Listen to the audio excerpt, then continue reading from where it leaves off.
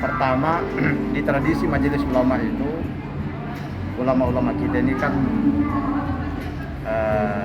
adalah orang-orang yang panutan, sehingga tidak ada yang mencalonkan, cuma dicalonkan oleh orang-orang. Nah, Majelis Ulama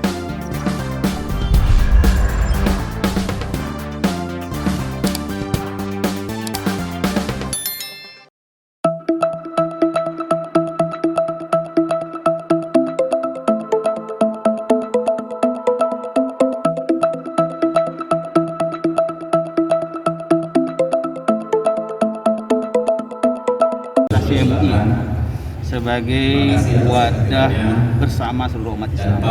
Maka figur yang diharapkan adalah figur yang bisa mengayomi seluruh kelompok kaum muslimin, khususnya yang ada di Makassar.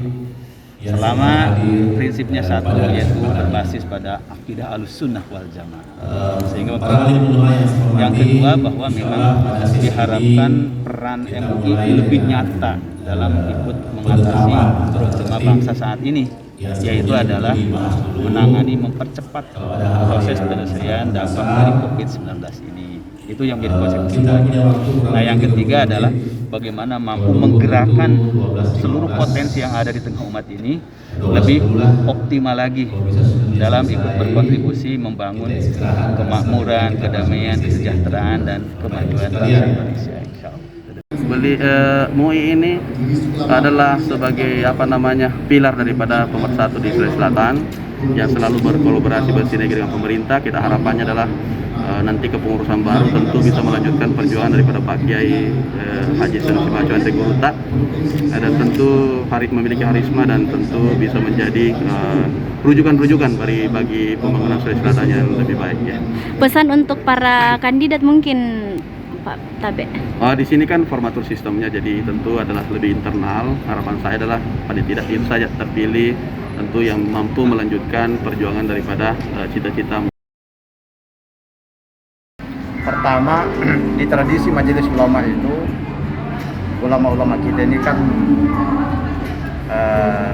adalah orang-orang yang panutan, sehingga tidak ada yang mencalonkan, cuma dicalonkan oleh orang-orang. Nah, Majelis Ulama itu sistem pemilihannya adalah tidak ada pemilihan ketua, yang ada adalah pemilihan dan penunjukan formatur.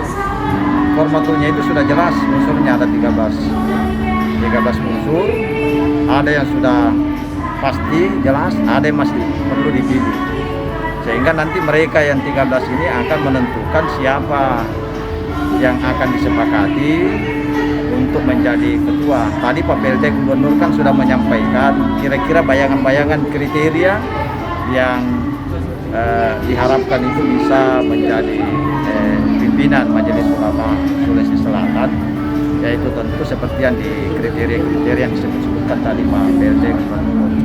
Kalau konsepnya sendiri Pak, mungkin bisa dijelaskan. Apanya? Konsep musdanya Pak, seperti apa? Nanti alurnya musda, iya. seperti apa alurnya? Alur musdanya. Alurnya musda.